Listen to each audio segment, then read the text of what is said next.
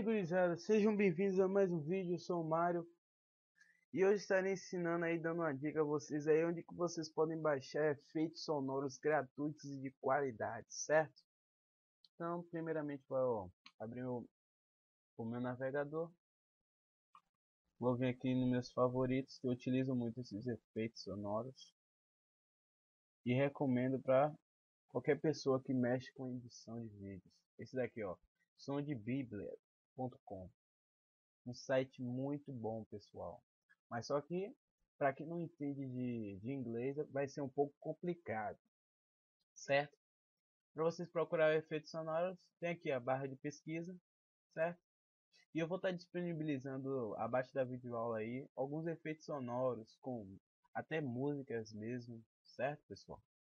Vou dizer aqui shoot, que no caso é tiro em inglês, certo? Quando vocês forem pesquisar alguma coisa no site, vocês digitam a palavra em inglês. Vocês podem utilizar o Translator, que é da Google. Aí, ó, pessoal,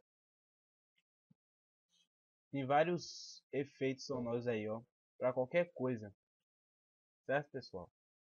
É uma videoaula bem rapidazinha aí, mas se você gostou do vídeo aí, dê um gostei aí no vídeo, se você gostou mesmo. Isso não vai te atrapalhar em nada, só faz o canal crescer mais e mais, certo, pessoal? E me motivar a fazer mais videoaulas. Espero que vocês tenham gostado, fiquem com Deus e até a próxima, meus queridos.